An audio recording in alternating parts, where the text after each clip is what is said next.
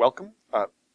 For this lesson, we're going to be talking about the 7 Years' War, also known as the French and Indian War. In the United States, that's what In the United States, okay. So there's it's the same war, different names. This is a significant war. Yeah, absolutely. Certainly the biggest war in global history to that point in time. In fact, we often speak of the First World War and the Second World War.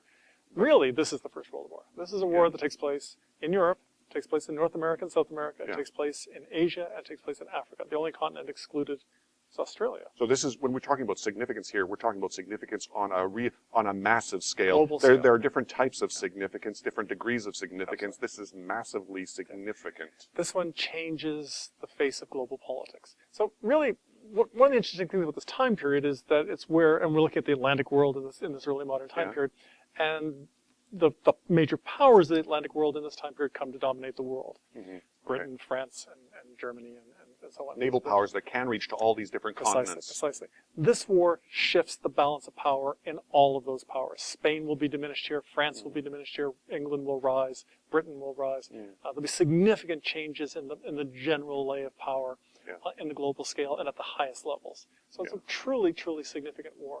You'll also see the ability of the colonial powers to reach further and further into India, further and further into China, are affected by the 7 Years' War, by the simple fact that their military victories grant them new trade possibilities, grant them the ability to force new terms on the conquered peoples. Okay, and this also has effects then on commercial societies, which we just finished thinking about and reading about. Absolutely, absolutely.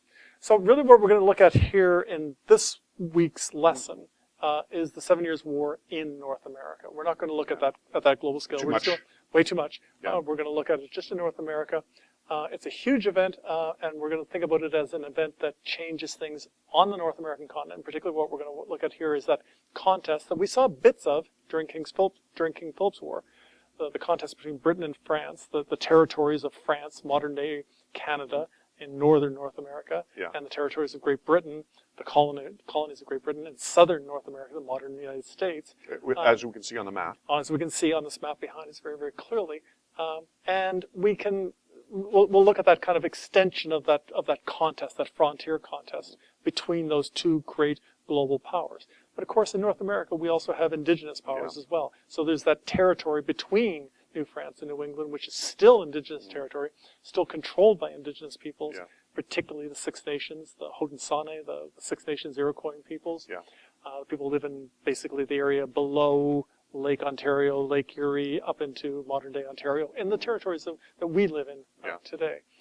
Those people will be radically affected by the 7 Years' War as well, and will be major participants in the 7 Years' War as well. So what we're looking at here is something a bit different this week in that we're not having so much focus on methodology and historical thinking skills, certainly some, but we're not going to highlight some as we have in past weeks. This week we're really going to look at an event. An event, sure, but if I can come back to those historical thinking skills, I think what we might be able to do this week is what we did the previous week and try to draw all the skills that we've been practicing in analyzing perspective and significance. And certainly looking closely at sources, and then again also practice those skills of inference drawing, which we introduced everyone to last week. Absolutely. So I can talk about the big question now, perhaps, or do you want to talk about some of the consequences first? Let's go with the question. Okay, for this week, then we're going to be looking again primarily at the primary sources. But we do have a background reading by Marston on the French-Indian War, and so you can use that as to understand a historian's interpretation, a historian's perspective. But what you want to be doing yourself in your contributions to the forum is to think about what inferences you, again, can draw from your own analysis of the primary sources. And this is the question that you want to be looking at. What motivated people to go to war whenever it is that the source is from? So you have to always look at, as is the case with every single source, who is the author, so what perspective do you have? When was this source created? So you can contextualize it and understand the perspective more deeply. And then you need to be able to do that for multiple sources so you can maybe compare them. Motivation is a big thing. And then, how did these people, as a second follow-up question, conceive of what victory might have meant for them in this massive global conflict that they were fighting, or at least for the sources that we have, on a North American frontier? Right, exactly. So motivations and how did they conceptualize victory? Again, you're going to be looking at people's views of the world, drawing inferences about that. And people from quite different perspectives. Yes, always something to pay attention to. So you have to do your best to struggle with the differences, try to figure out what's going on, why people might have thought so differently, and then how your inferences drawn from these primary sources might fit in or not fit in with the interpretation that Marston proposes too. So you're coordinating historiographical thinking, Marston's analysis, with your own historiographical interpretive work based on historical sources. So, the story this week, it's a big story. And as I said, we're only going to cover the North American part of it. And not only are we only going to cover the North American part of it, we're only going to cover one of the four major theaters of that war. Yeah.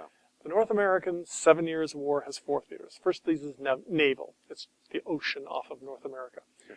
Britain pretty much controls that. They have the superior navy to the French, although there's some interesting stories there which we can't get into in our readings this week. But if you're interested in that sort of thing, you'll certainly see that the French did better in the naval campaigns than one might think from kind of stereotypical historical accounts of the Royal Navy and so on. Okay. So that's one theater. Another theater famous to most Canadians, of course, is the conquest of Quebec, which really represents the, technically no, but in many ways the final defeat of France on the continent. Footnote to history, the French recapture it the following year. Many people don't know this. They recapture it the following spring. But the French couldn't get supplies to them, so they had to surrender the fortress. Okay. Interesting little story. Yeah. We put a lot of stock on that story, but it's actually kind of anticlimactic. Yeah, so that's the second theater. So a story of contingency or possible We're not dealing with that this week. I'm just throwing in a cool little story. Naval, Naval, then Quebec. Then there's the interior, which is really most of the war. Most of the war takes place in the Ohio River Valley. Yeah. Parts of Niagara are involved in this. Fort Niagara, very near here, are part of these battles. And that's a wide-ranging war, mostly involving some British troops, some colonial troops from the 13 colonies, some French-Canadian troops from New France, but largely being fought by indigenous peoples who are allied with either the British or the French and get dragged into this war. Well, some of them go in quite enthusiastically, but some of them get dragged into the war as well. Again, their perspective matters enormously. Some of these people were trying to avoid participating in that war. Some of them saw an interest in participating in the war. So why? What motivated these people? Precisely. That's there again. The theater we're going to look at is the fourth theater is Louisbourg, which is the capture of Louisbourg. And Louisbourg, you can see it on the map. There's an arrow pointing to Louisbourg there. It's on the northeastern tip of modern-day Nova Scotia and Cape Breton. And it's a fortress that guards the Gulf of St. Lawrence. So that ocean area, very strategic area, because of course if you can get ships past that point, you can get them into the Gulf of St. Lawrence, and if you can get into the Gulf of St. Lawrence, you can then go down the St. Lawrence River, and what's down the St. Lawrence River? The Great Lakes, the interior of the continent, and so on. So strategically, it's incredibly important. That's why the French built this big fortress there. The British are going to try to capture that, and do capture that in 1759, and that's an important turning point in the war, because militarily it shifts an advantage decisively towards the British, and that's a significant turning point for the war. And our sources reflect this. Our sources reflect both people thinking about that moment, what it means, the questions that you've been raising, but it also gets at the outcomes as well. And some of the outcomes are interesting. Some of the outcomes are not as we might imagine, as is often the case. So this is again a subject for inference drawing? Absolutely. Nobody in any of these sources will tell you exactly what to think. Gosh, here I am in the 18th century. Here's what I think about the British or the French or the Indians or whatever. But you can read between the lines and see some pretty clear statements being made. And so then, what amounts to a really good inference? It's one that's based on a close and careful reading of evidence. So when you can point to passages in the primary sources to back up and to flesh out an interpretation, an inference, then you've got something worth sharing, worth discussing with others, and you can think about other people's inferences as well, and see where they're strong and where you can elaborate on them, or where you maybe find counter evidence too, if that is appropriate in the discussion. Sounds good. That's, I think, a good place to let you get to work.